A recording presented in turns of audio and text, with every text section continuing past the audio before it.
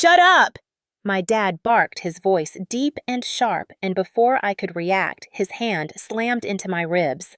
A flash of white pain tore through my chest and stole the air from my lungs. I staggered, clutching my side, but before I could even process the agony, a sound cut through the silence. Laughter. My sister was standing in the corner, eyes bright with delight, a smirk curling her lips as she watched me gasp. It was not nervous laughter. It was cruel, like music she had been waiting years to hear. I searched the room, desperate for someone to intervene, but my mother stood stiff.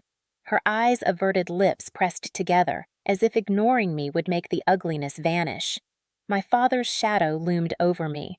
His breath was hot and angry, his voice a growl. "You think you're someone. You're nothing." His hand dug into my shoulder, forcing me down, daring me to resist. I wanted to scream, but fear wrapped around me like chains, locking me in place. The humiliation burned hotter than the pain. My sister's laughter grew louder, echoing in the room, bouncing off the walls, filling every corner with her mockery. And then there was a sound that did not belong. A heavy knock at the front door. The room froze. My father's grip faltered just slightly. My sister's laughter died in her throat. My mother's head snapped toward the noise, her face suddenly pale. Another knock, harder this time, demanding. The silence was suffocating. No one moved. My heart pounded against my aching ribs louder and louder as if it wanted to burst out. My father's eyes darted toward the door, his jaw tight.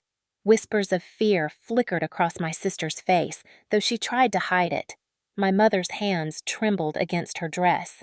For the first time in years, I saw uncertainty in my father's stance. He straightened, his voice low, almost shaking. "Stay quiet," he hissed. But the third knock came louder, relentless, as if whoever was on the other side already knew. The handle turned. The door creaked open, and there, standing in the doorway, was a presence none of them had expected. Blue uniforms, stern faces. The police had arrived, and in that moment the air in the room shifted forever. I was born into a house where silence was heavier than words, and every room seemed to carry the echo of rules that could never be broken. My father was the ruler of that world, not through wisdom or guidance, but through intimidation and fear. From the earliest days of my childhood, I learned that his voice meant obedience, and that questioning him meant pain. He was the kind of man who needed absolute control over everything from the meals we ate to the way we spoke to the clothes we wore. To him, family was not a place of comfort, but a stage where he played the only role that mattered. My mother was a quiet shadow, always present, but never protective. She moved through the house like a ghost, her eyes downcast, her voice barely more than a whisper. It was as if she believed that invisibility could save her, but in truth, it only deepened the cage we were all trapped inside. My sister, on the other hand, was the golden child. She could do no wrong in his eyes. Her laughter was celebrated, her mistakes excused, her desires fulfilled without question. She thrived in the spotlight my father cast over her, and in return, she absorbed his cruelty, directing it toward me whenever she could. I became the scapegoat, the one who carried the weight of blame for everything that went wrong. If my father came home angry from work, it was my fault. If dinner was too cold, it was because I had distracted my mother. If my sister cried, it was because I had upset her. Day after day, year after year, the pattern etched itself deeper into our lives until it became the truth everyone lived by. Growing up, I learned to shrink myself, to keep my thoughts hidden, to make myself small enough to avoid his gaze. But even silence was dangerous. My father would accuse me of sulking, of plotting, of being ungrateful. Then came the punishments, harsh words, slammed doors, fists against walls, and sometimes fists against me. My sister watched those punishments with a satisfaction she didn't bother to hide. She liked to remind me that I was weak, that no one would ever believe me if I spoke out, that I was nothing more than a nuisance in the family. At school, I tried to pretend I was normal. I envied the kids who talked about family vacations or parents cheering at their games. I never invited anyone over because I knew what they would see. Our house looked tidy from the outside, but inside it was a battlefield where I was always the loser. Teachers sometimes asked about the bruises or the way I flinched at sudden movements, but I had learned the script. I would smile and say I was clumsy, that I had fallen, that I was fine. Deep down, though, I knew I was not fine. I was surviving. As I grew older, the weight of my father's control pressed harder. He dictated where I could go, who I could see, and what future I should dream of. Any thought of independence was met with scorn. He told me I was worthless without him, that I would fail the second I stepped away. My sister echoed his words, mocking me whenever I showed even a flicker of confidence. The older I became, the more their voices burrowed into my mind.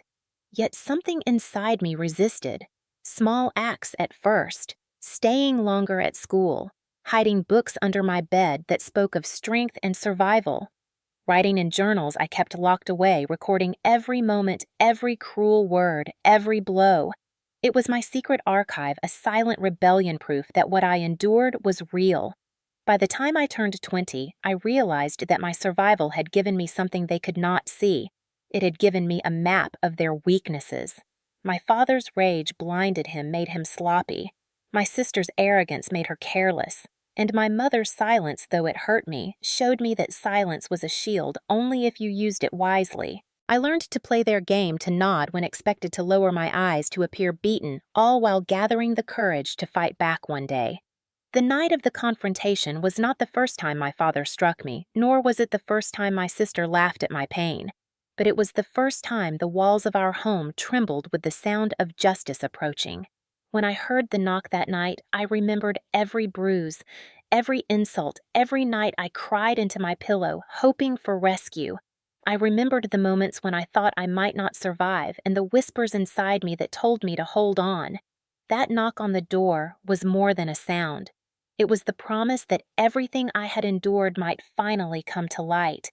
It was the sign that the silence which had once protected them was about to shatter. My father did not know it, my sister did not sense it, and my mother could not dare to hope, but I knew. That knock was the crack in the prison wall, and I was ready to step through it. The days leading up to that night were already filled with tension that simmered beneath every word spoken at the dinner table. My father had been angrier than usual, barking orders and throwing accusations over the smallest of things. A fork out of place, a door left ajar, a tone in my voice he didn't like. My sister took every opportunity to pile on, mimicking his words, laughing when he called me useless, adding her own sharp comments like knives twisted deeper. My mother remained in her chair silent, her eyes glazed as if retreating to another world. I knew something was coming. I could feel it in the air, heavy and oppressive, like the thick heat before a storm. I stayed quiet, tried to avoid triggering him, but the truth was, it never mattered. He always found a reason. That evening, we gathered in the living room. My father's mood was volatile, his face flushed with drink, his words slurred yet sharp. My sister sat near him, feeding his anger with little sparks of mockery aimed at me. She laughed when he demanded I repeat my chores list. She laughed when I stumbled over my words. She laughed when I tried to defend myself. Each laugh was a hammer driving me further into the ground. The air reeked of alcohol and bitterness. I could feel my chest tightening, a dull ache spreading through me, knowing that I was once again trapped. My father's eyes bored into me, daring me to breathe wrong. When I shifted slightly on the couch, his glare darkened. "Look at you," he spat, always trying to act better than everyone. "You think you're strong? You're nothing but a coward." He rose suddenly, the room tilting as his shadow fell over me. I felt my heartbeat stutter. He struck his hand, slamming into my ribs with a force that made my vision blur. Pain seared through my side, and I gasped, clutching my chest. Before I could even catch my breath, I heard it again. Laughter. My sister's laughter, high-pitched, cruel, echoing through the room like a chorus of demons. She clapped her hands, actually clapped as if my suffering were a performance. My mother closed her eyes, her hands twisting the fabric of her dress, but still she said nothing. Rage welled up inside me, not just at the pain, but at the betrayal. Every nerve screamed for me to fight back, to shout, to let them know I was not broken. But the weight of years of fear held me down. My father leaned in close, his breath sour, his voice a growl. "You will never rise above me." Remember that." His fingers dug into my shoulder, squeezing until I thought the bone might snap. The room spun with humiliation. I was pinned between his strength and my sister's scorn, gasping for air, struggling to hold back tears.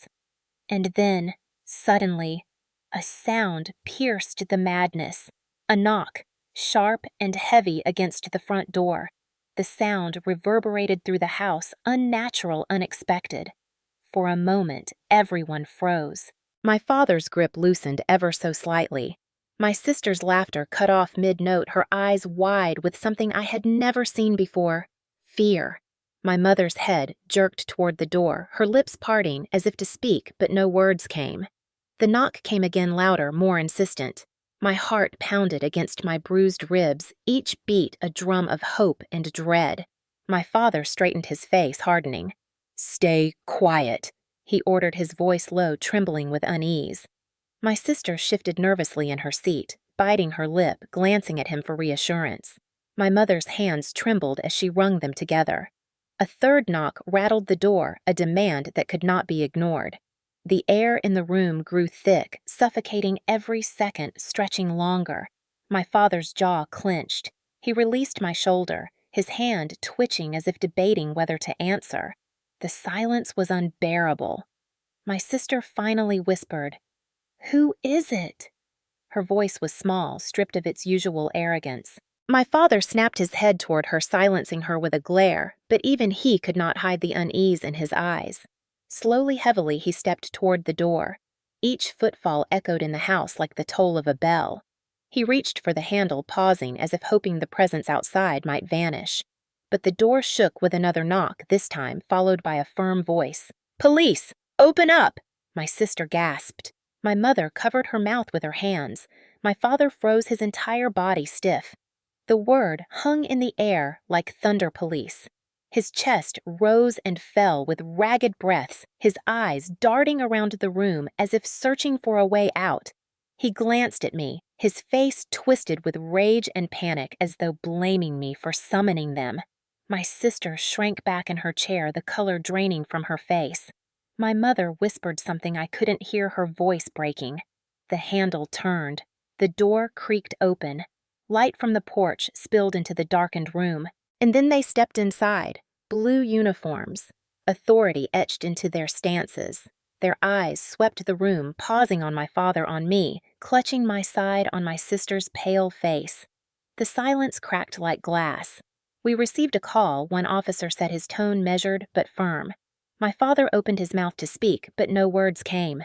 For the first time, I saw him falter, his power slipping away under the weight of their gaze. My ribs throbbed with pain, but my heart surged with something new, something I had long forgotten: hope. The storm that had been building all my life was finally breaking, and the walls of silence that had caged me were beginning to crumble. The moment the police stepped into the living room, the balance of power that had defined my entire life shifted in a single breath. My father, who had always filled the space with his presence, seemed suddenly small in the doorway's glow. His shoulders tensed and his jaw worked furiously, as if he could will the officers away with sheer defiance.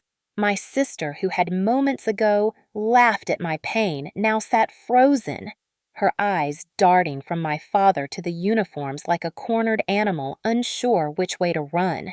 My mother stood rooted in place, her fingers trembling against the hem of her dress, her lips quivering but silent as ever.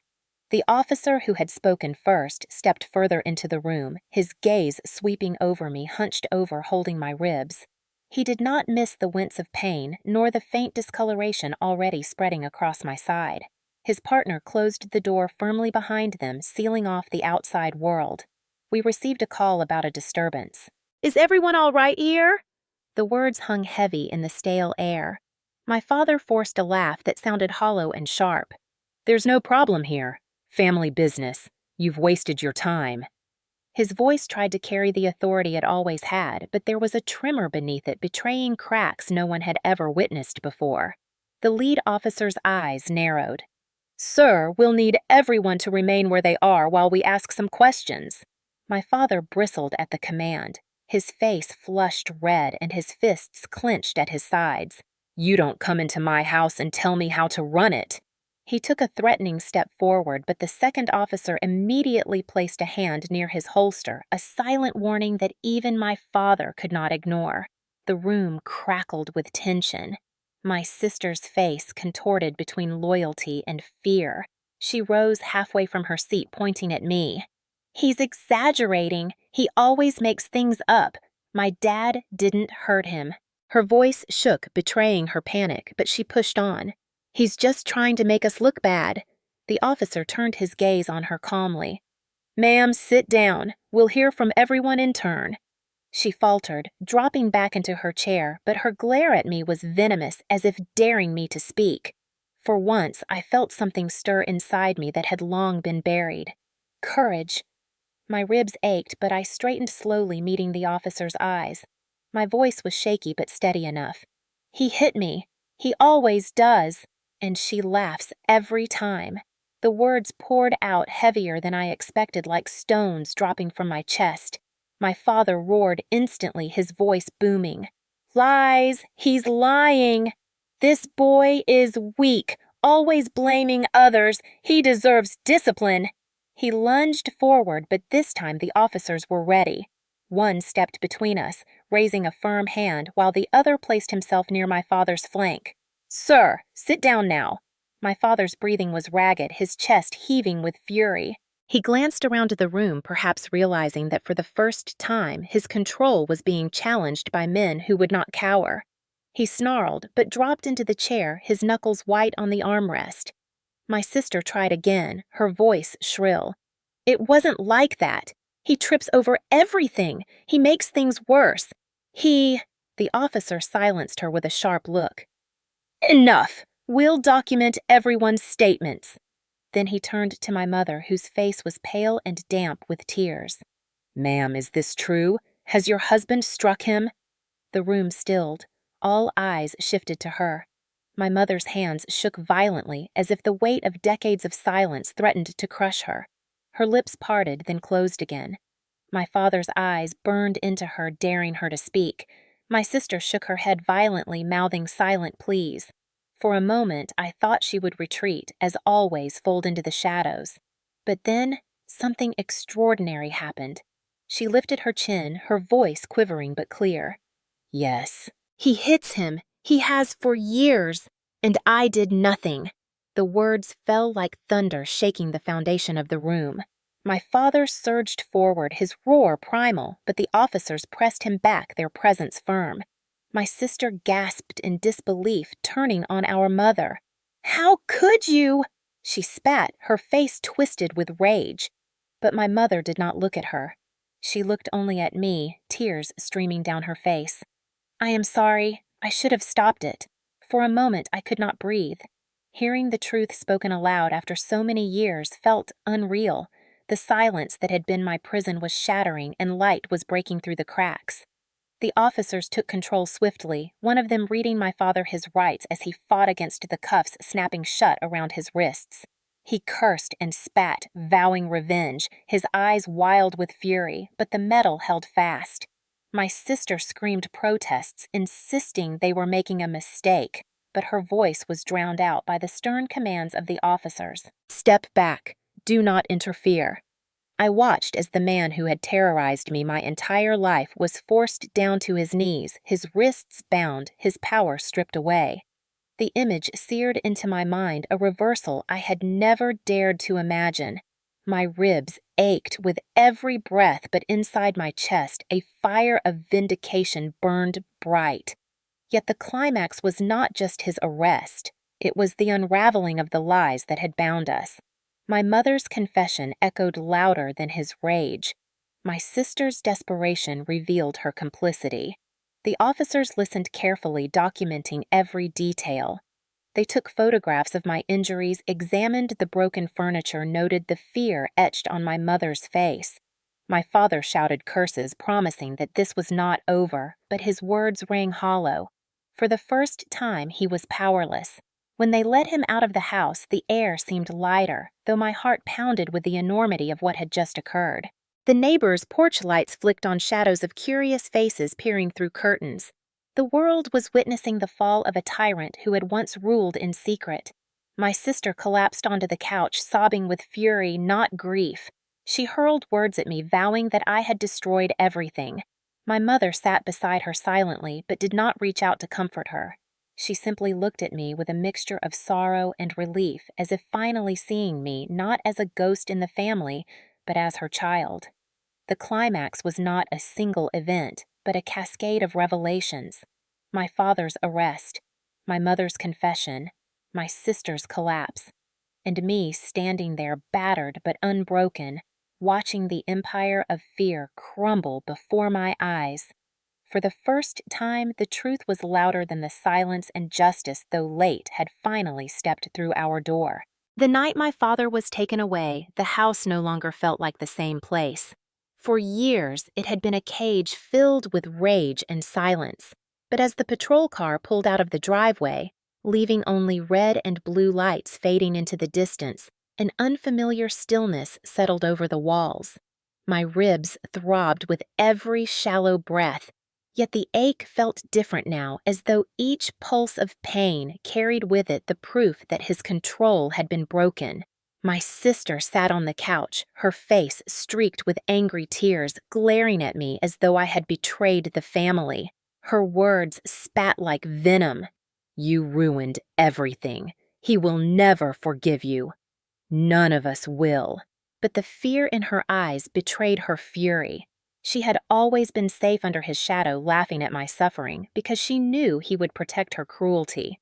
Now that shadow had been ripped away and she was exposed. My mother remained silent at first, her eyes fixed on the floor, her hands trembling in her lap.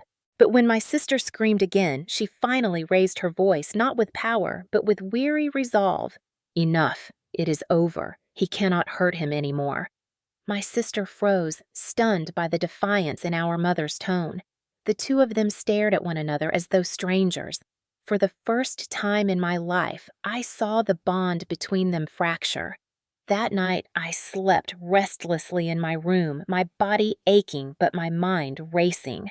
Every creak of the house, every gust of wind outside made me fear he would burst back through the door. Yet morning came, and with it sunlight streaming across my face. He did not return.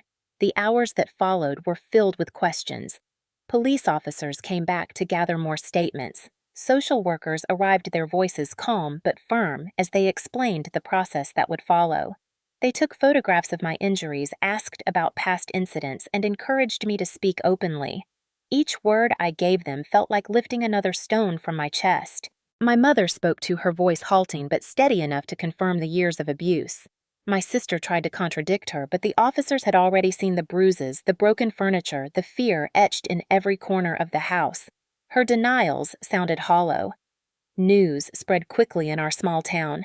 Neighbors who had pretended not to notice the shouting that rattled our walls now whispered openly. Some offered quiet sympathy, others avoided us entirely as though fearing contamination from scandal. At school, classmates stared, their curiosity barely veiled. Some whispered pity, others mocked. Yet for the first time, I did not feel crushed beneath their judgment. The truth was out, and though it burned, it also freed me. Weeks passed, and the legal system turned its wheels. My father sat in jail awaiting trial, his lawyers arguing, but the evidence piling up against him. The officers had caught him in the act, my mother had finally spoken, my own testimony was clear. The bruises had not faded quickly, and in some ways I was glad. They were proof, visible, undeniable. My sister visited him once, and when she returned, she looked more hollow than before. She tried to rally, insisting he would come back stronger, but her words rang desperate. Our relationship fractured further each day. She avoided me at meals, muttered insults under her breath, and glared with open hatred. But she no longer laughed. The sound that had once tormented me was gone, replaced by silence. My mother changed in quieter ways. At first, she drifted through the house like a ghost racked with guilt, whispering apologies she could not stop repeating. But slowly, she began to reclaim pieces of herself. She spoke more firmly to my sister, refused to cover up her bitterness, and even started attending counseling sessions offered by the social workers. One evening, she sat across from me, her eyes tired but softer. "I should have protected you. I cannot change the past, but I will not be silent again." Her words were not enough to erase the years of neglect, but they were a beginning. The trial came months later, and standing in court felt surreal. My father sat at the defense table, his glare searing into me, but the bars of the system surrounded him. I told the judge what had happened not just that night, but many nights before. My voice shook, yet I did not falter. My mother supported me, her testimony reinforcing mine. The officers described what they witnessed. The evidence was overwhelming. My sister tried to defend him, but even she could not withstand cross-examination. Her contradictions only highlighted the truth.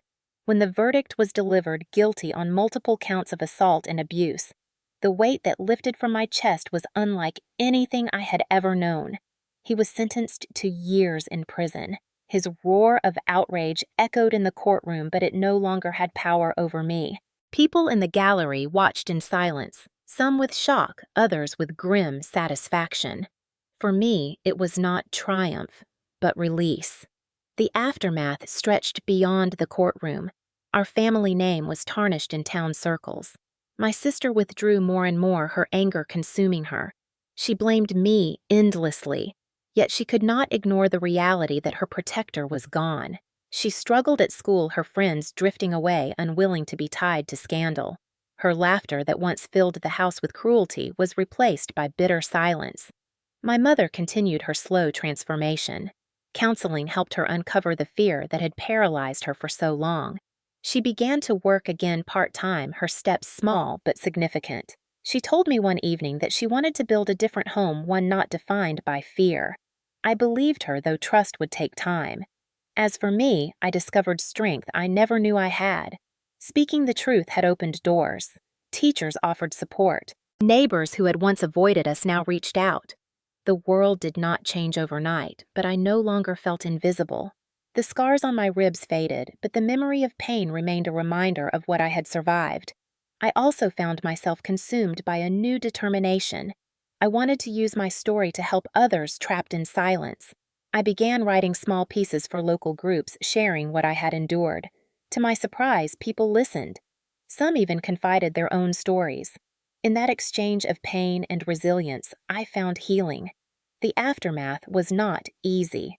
Nights still brought nightmares, flashes of his hand striking me, my sister's cruel laughter echoing. But when I woke, I reminded myself that those were memories, not chains.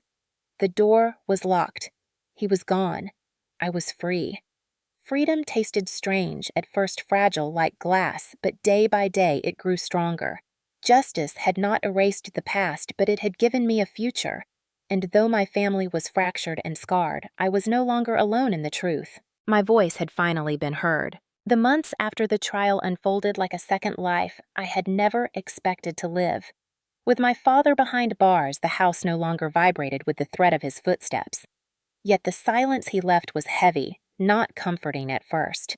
My sister drifted further into bitterness, clinging to the idea that he would one day return and restore what she thought was order. She avoided me completely, her eyes hard whenever we crossed paths. Sometimes I heard her crying at night, muttering about how I had destroyed the family. I knew her anger came from fear, but I also knew she had chosen cruelty too many times for me to offer her sympathy. My mother continued to change in ways that startled me. She began attending support groups for survivors of domestic abuse, speaking softly at first, then more boldly as weeks passed. One evening, she invited me to join her. I listened as strangers shared stories that mirrored mine, and for the first time, I realized our suffering was not unique. There were countless others living in silence, hoping someone would notice. That realization became the seed of my resolution. I began writing my story in detail, every painful memory, every hidden bruise, every cruel laugh. I did not intend to publish it at first, only to free myself from the weight of carrying it alone. But when I shared it with a counselor, she encouraged me to submit it to a local awareness campaign. My essay was printed in the town paper, and though some readers reacted with whispers, others reached out with gratitude. One letter came from a woman who had lived 2 streets away. She wrote that my story gave her courage to leave her violent partner. That single note transformed my pain into purpose. I decided I would not let my father's violence define me as a victim. I would define myself as someone who broke the cycle. My decision to speak publicly came with consequences. My sister was humiliated, furious that our private life was now on display. She shouted that I was betraying blood, that I was dragging our name through the mud. But for once, her anger no longer pierced me. I saw her for what she was, a reflection of him still clinging to lies because the truth was too heavy. My mother, though nervous, stood by my side. When I was invited to speak at a community event, she came with me. Standing on that stage was terrifying, but as I looked out at the faces in the crowd, many older, many carrying quiet pain in their eyes, I felt something powerful. I told them the truth in full voice, how silence had nearly destroyed me, how laughter had cut deeper than fists, and how only when justice arrived at our door did the chains finally break. The room was quiet when I finished, then applause rose, not polite but fierce. People stood, tears streaming down their cheeks. That night, I understood that my story was not mine alone. It belonged to every person trapped behind closed doors, waiting for someone to say out loud what they could not. As my voice grew stronger, opportunities followed. Schools invited me to speak. Organizations asked me to write. Each time I told my story, I felt pieces of my father's power dissolve. He could no longer reach me from his cell, but more importantly, he could no longer bury the truth. My public stand became my revenge, not through violence or cruelty, but through exposure. His name was no longer one of respect in town. It was a warning, a lesson. My sister despised me more for it, retreating into isolation. She moved away eventually, chasing a life where she could pretend the trial had never happened. I let her go. My mother stayed, and though guilt still weighed on her, she worked tirelessly to rebuild trust. We attended therapy together. We cooked dinners in quiet peace. She apologized often, but I began to see her less as the woman who had failed me and more as the woman who finally found the courage to stand beside me. The greatest resolution came within myself. I no longer dreamed of escape because I had already stepped into freedom. The scars on my ribs faded into faint lines, reminders, not shackles. The echoes of his voice still haunted me, but they no longer ruled me. In time, I visited the prison not for him, but for me. I wanted him to see that I was not broken. When I stood across the glass from him, his eyes burned with the same fury as always. He spat curses, pounded his fists against the table, but the thick pain separated us. For the first time, I smiled not with joy, but with quiet triumph. He could rage all he wanted. His world was a cage, mine was open sky. As I left that place, I felt the last chain fall away. The resolution of my story was not his punishment, but my freedom. By telling the truth publicly, I had taken everything he tried to steal from me, my voice, my dignity, my future, and claimed them back. Justice was not perfect. Scars remained, relationships fractured, but the cycle was broken. And as I stood once more at a community event, years later, my mother in the front row watching proudly, I knew my life would no longer be defined by the night he barked at me to shut up. It would be defined by the night the police entered and everything changed. Years have passed since the night my father was taken away, and those scars remain. I live in a world that feels entirely different. The boy who once flinched at every footstep has grown into a man who walks without fear. The echoes of his barked command to shut up still surface in my dreams sometimes, but they no longer control me. Instead, they remind me of how far I have come. My mother has changed more than I ever thought possible. She still carries guilt for her silence, but she has transformed that weight into action. She now volunteers at a shelter, speaking to women who remind her of the person she once was. I have watched her stand tall, her voice steady, her eyes filled with a strength I never saw when I was a child. Our relationship is not perfect, but it is real. We speak openly about pain, about regret, about healing. That honesty has become our bridge. My sister chose another path. She distanced herself, completely cutting ties and moving far away. Occasionally, I hear fragments of her life through relatives. Some say she is still angry, others say she is lost, chasing illusions of a family that no longer exists.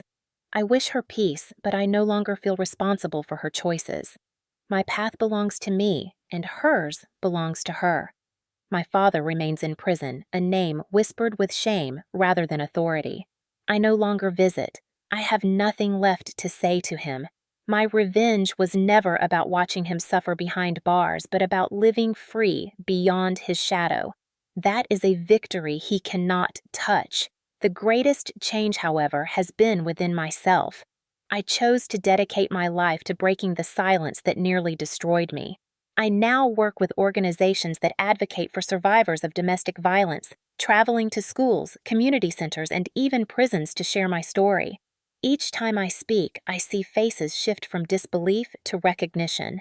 Some approach me afterward with tears in their eyes, whispering that they too have lived what I lived. In those moments, I know the cycle is breaking not just for me, but for them. Healing is not a straight road. There are days when memories flood back and nights when the old fear tries to creep in. But I remind myself that fear is only an echo, not a prophecy. I am no longer a prisoner of that house of pain. I am free, and in my freedom I offer a light to others still trapped in darkness. Looking back, I see that the moment the police entered our home was not just the end of my father's reign, but the beginning of my true life. That knock at the door carried the sound of justice, the promise of change, and the spark of my voice finally rising. Today, I live not in silence, but in strength, and that is the legacy I choose to carry forward.